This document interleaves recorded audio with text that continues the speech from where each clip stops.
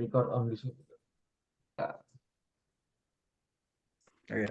Assalamualaikum warahmatullahi wabarakatuh. Selamat pagi, siang, sore, dan malam semuanya. Perkenalkan, kami dari kelompok 3, kami akan membawakan materi bab 10 dari buku Manajemen Information System dengan mata kuliah dengan nama mata kuliah sama yang diampu oleh Bapak Sandy Aditya MPBS. Oke. Nah, kita akan membahas bab 10 yaitu membangun sistem informasi yang sukses. Namun sebelumnya, perkenalkan terlebih dahulu, nama saya Amar Sidik Julianto bersama rekan-rekan saya. Saya di Ali Dufadi Yuska. Saya Anang Permadi. Saya Radit Pratiwi.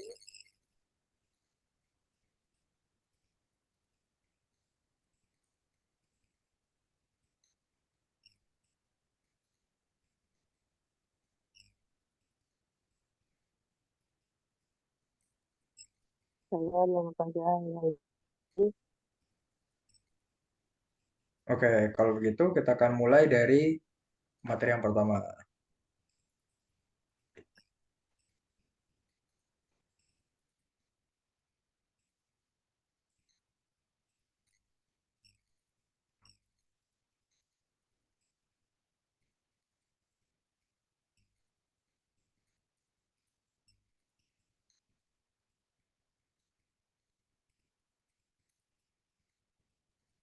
Oke, yang pertama itu eh, dari judul tadi yaitu Building Successful Information System. Itu sebuah model untuk mengembangkan sebuah sistem atau proyek. Nah, siklus ini biasanya dibagi menjadi 5 fase. Nah, fase yang pertama itu perencanaan. Eh, Siklus hidup pengembangan sistem atau SDLC, yang juga dikenal sebagai model air terjun. Ini adalah serangkaian fase yang didefinisikan dengan baik, yang terdefinisi dengan baik, yang dilakukan secara berurutan dan berfungsi untuk kerangka kerja pengembangan sistem atau proyek. Selama fase perencanaan, yang merupakan salah satu fase paling krusial dari model SDLC, perancangan sistem harus mendefinisikan masalah yang dihadapi. Masalah dapat diidentifikasikan secara internal maupun eksternal. Contoh dari masalah yang diidentifikasi secara internal adalah manajemen yang menyuarakan tentang kekurangan keunggulan kompetitif organisasi. Contoh masalah yang diidentifikasi secara eksternal adalah pemasok yang mencatat ketidakefisienan dalam persediaan prosedur kontrol. Hasil akhir dari fase ini harus memberikan pengguna dan manajemen puncak pandangan yang jelas tentang apa masalahnya dan bagaimana sistem informasi yang akan menyelesaikan masalah tersebut.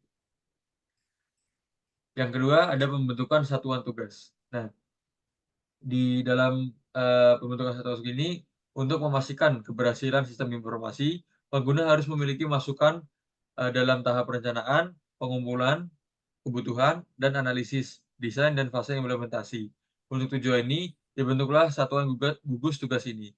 Dibentuklah gugus tugas yang terdiri dari perwakilan berbagai departemen, termasuk TI, analisis sistem, penasihat teknis, dan manajemen puncak. Yang kedua ada studi kelayakan. Nah, studi kelayakan ini adalah ukuran seberapa manfaat atau praktisnya suatu sistem informasi yang bermanfaat bagi suatu organisasi. Itu semua harus diukur secara terus-menerus melalui proses SDLC. Manajemen tingkat atas seringkali dibuat bingung oleh sistem informasi yang tidak terkait dengan tujuan strategis organisasi atau memiliki hasil yang tidak memadai. Nah, hasil yang tidak memadai itu karena komunikasi yang buruk antara pengguna sistem dan perancang alat. Alat yang digunakan untuk tujuan ini adalah studi kelayakan dan biasanya memiliki 5 dimensi utama yang dibahas, yaitu kelayakan, ekonomi, teknis, operasional, penjadwalan, dan hukum. Boleh di next? Nah, yang pertama pembentukan satuan tugas. Next. Nah, di studi kelayakan ini ada 5 fase ya, yaitu yang pertama studi kelayakan ekonomi. Kelayakan ekonomi ini bernilai biaya dan manfaat sistem. Sederhananya, jika penerapan sistem menghasilkan keuntungan bersih sebesar $250.000, namun biaya sistem sebesar $500.000, sistem tersebut tidak layak secara ekonomi. Untuk melakukan studi kelayakan ekonomi, tim analisis sistem harus mengidentifikasi semua biaya dan manfaat, berwujud dan tidak berwujud dari yang diusulkan. Tim juga harus menyadari biaya peluang yang terkait dengan sistem informasi. Nah, untuk menilai kelayakan ekonomi, tim menghitung biaya pengembangan dan operasional sistem dan membandingkannya dengan manfaat finansial yang diharapkan dari sistem. Yang kedua ada kelayakan teknis. Nah, kelayakan teknis itu berkaitan dengan teknologi yang akan digunakan dalam sistem. Tim perlu menilai nih, apakah teknologi yang akan digunakan ini mendukung sistem baru tersedia atau layak untuk diimplementasikan. Yang ketiga ada kelayakan operasional. Nah, kelayakan operasional ini adalah ukuran yang seberapa baik solusi yang diusulkan akan bekerja dan bagaimana pelanggan internal dan eksternal akan bereaksi. Pertanyaan utama yang harus dijawab apakah sistem informasi tersebut layak untuk diimplementasikan. Untuk menilai kelayakan operasional, tim harus menjawab pertanyaan-pertanyaan berikut. Yang pertama, apakah sistem harus melakukan apa yang seharusnya dilakukan? Yang kedua, apakah sistem informasi yang akan digunakan? Yang ketiga, apakah akan ada penolakan dari pengguna? Yang keempat, apakah manajemen akan mendukung sistem informasi tersebut dan lain sebagainya. Yang keempat ada kelayakan jadwal. Nah, kelayakan penjadwalan berkaitan dengan apakah sistem yang baru dapat diselesaikan tepat waktu.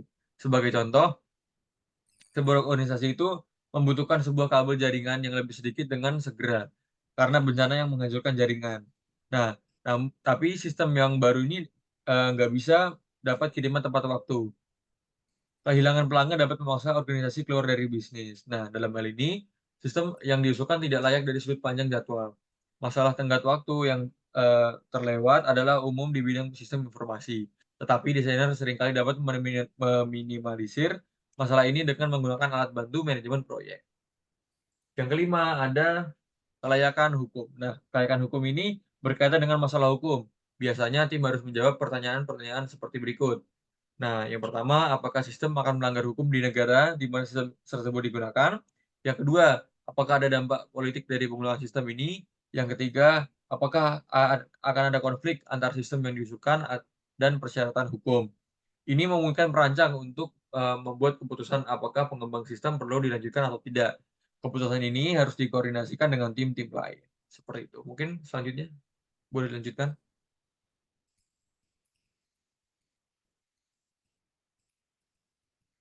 Lalu fase yang kedua adalah analisis. Dalam tahap pengumpulan dan analisis persyaratan, para analisis mendefinisikan masalah dan menghasilkan alternatif untuk menyelesaikannya.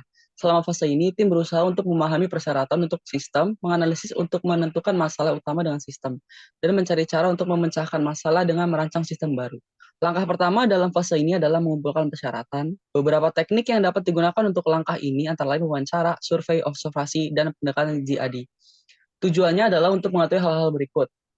Apa yang dilakukan pengguna, bagaimana mereka melakukannya, masalah apa yang mereka hadapi dalam melakukan pekerjaan mereka, bagaimana sistem yang baru akan mengatasi masalah-masalah ini, dan lain sebagainya.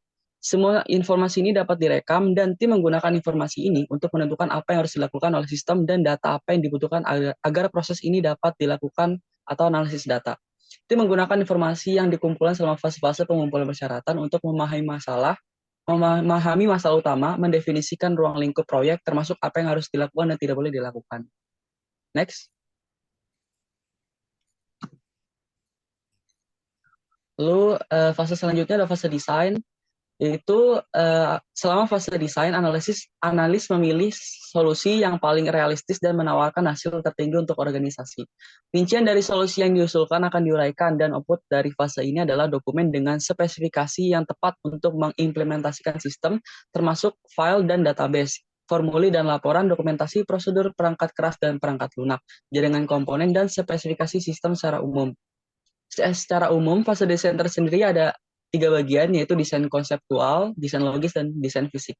Dan dalam fase ini ada beberapa hal yang biasa dilakukan saat proses pengerjaan desain meliputi, yang pertama ada rekayasa sistem berbasis komputer, yaitu analis sistem menggunakan computer aided system engineering atau CASE untuk mengotomatisasi bagian-bagian dari proses pengembangan aplikasi. Alat-alat ini khususnya membantu untuk investigasi dan analisis dalam proyek berskala besar karena mengotomatisasikan beberapa bagian dari fase desain. Alat bantu case mendukung fase desain dengan membantu analis melakukan hal-hal berikut. Yang pertama ada jaga agar model tetap konsisten satu sama lain, lalu mendokumentasikan model dengan penjelasan dan anotasi, lalu memastikan bahwa model dibuat sesuai dengan aturan tertentu, melacak dan mengelola perubahan pada desain dan membuat beberapa versi desain. Baik, selanjutnya.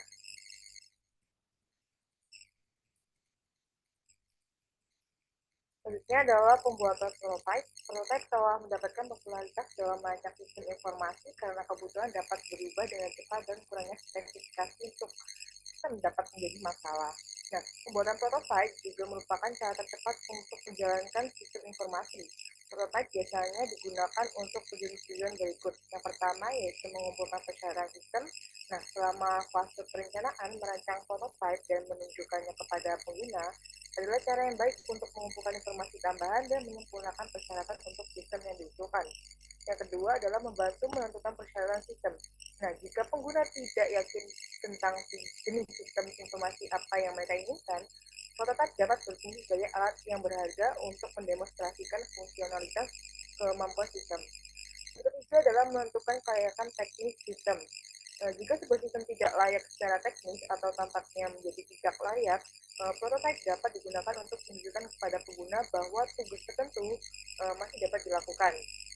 Setelah pembuatan prototipe biasanya dilakukan beberapa langkah. Yang pertama yaitu tentukan persyaratan awal, yang kedua mengembangkan prototipe, ketiga tinjau dan evaluasi prototipe, yang terakhir adalah merevisi prototipe.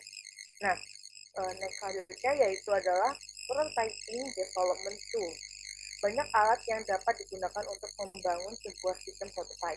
Alat bantu yang banyak digunakan seperti Microsoft Excel dan paket manajemen database seperti Microsoft Access, sedangkan Visual Basic biasanya digunakan untuk membuat kode logika yang diperlukan untuk proses perencanaan, perancangan alat-alat pembuatan prototype untuk desain antar muka termasuk desainnya Vista dan GUI Design Studio. Nah, keuntungan dan kerugian dari pembuatan prototype adalah yaitu metode ini menyediakan untuk menyelidiki lingkungan yang mahal tidak terdefinisi dengan baik dan informasi yang sulit untuk dikumpulkan. Dan kerugiannya adalah ini memungkinkan membutuhkan lebih banyak dukungan dan bantuan dari pengguna dan manajemen sistem. Nah, untuk bab selanjutnya akan dijelaskan oleh rekan saya. Nah, selanjutnya ada implementasi. Sama konversi implementasi, solusi akan dipindahkan dari kertas ke tindakan dan tim akan mengkonfigurasi sistem dan memperoleh komponen-komponen untuknya. Sejumlah tugas dilakukan dalam fase implementasi termasuk yang berikut. Yang pertama ada memperoleh peralatan baru, yang kedua merekrut karyawan baru, yang ketiga melatih karyawan, yang keempat merencanakan dan mendesain tata fisik sistem. Yang kelima adalah pemrograman, yang keenam adalah pengujian,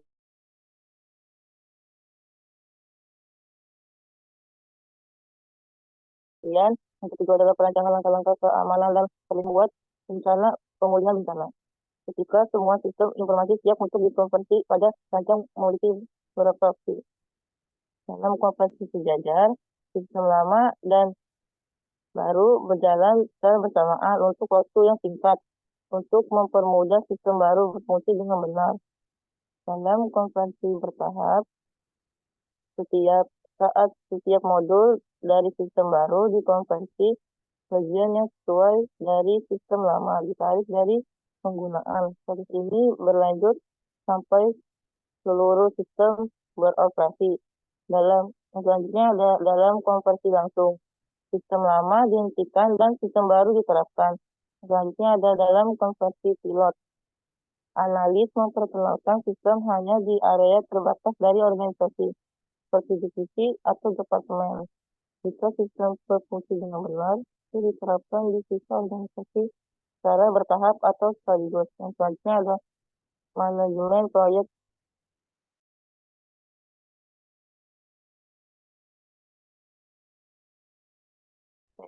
Mencakup kegiatan yang diperlukan untuk mengelola dan mengontrol penciptaan dan pengiriman sebuah sistem informasi.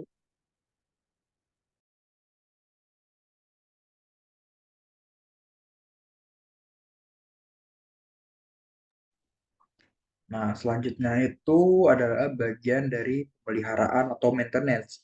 Nah, di bagian ini sistem bakal beroperasi dan bakal ditingkatkan lagi.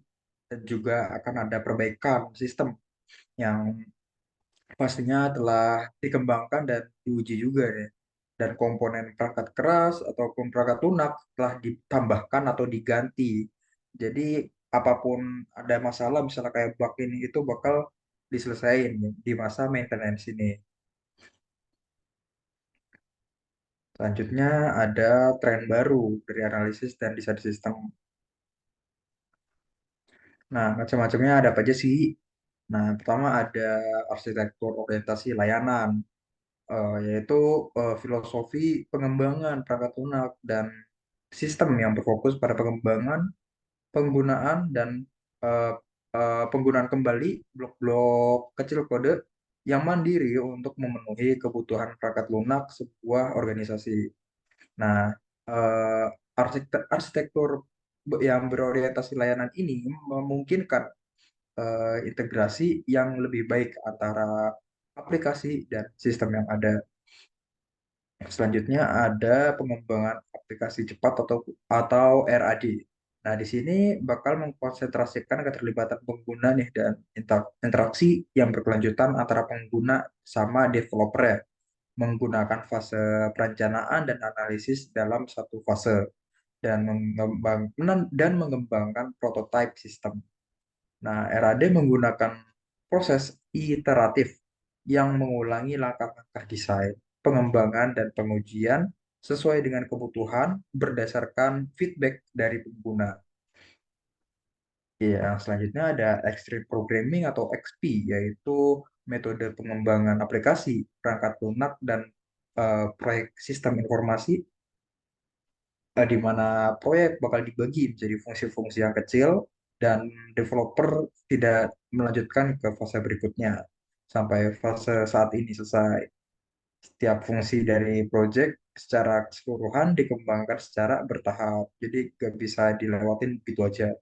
Selanjutnya pair programming. Nah, di sini itu praktik di mana dua programmer berpartisipasi dalam satu upaya mengembangkan di satu workstation. Nah, setiap programmer bakal melakukan tindakan yang dilakukan oleh yang lain saat ini, sehingga memungkinkan kolaborasi langsung dan pengujian kode secara real time. Nah, yang terakhir ada metodologi agile. Nah, mirip nih sama XP dalam fokusnya pada proses developing yang bertahap ini dan pengiriman software yang berfungsi tepat waktu. Namun ada lebih sedikit penekanan dalam membatasi ruang lingkup proyeknya dan memungkinkan fleksibilitas yang lebih besar dalam menanggapi perubahan kebutuhan pengguna. Nah, metodologi ini mewakili pendekatan yang berbeda dalam pengembangan software dan sistem informasi dengan tujuan meningkatkan efisiensi, fleksibilitas, dan kepuasan dalam pengembangan dan pengelolaan sistem. Nah, mungkin begitu saja materi dari bab 10 yang dapat kami paparkan. Kalau begitu kami tutup. Wassalamualaikum warahmatullahi wabarakatuh.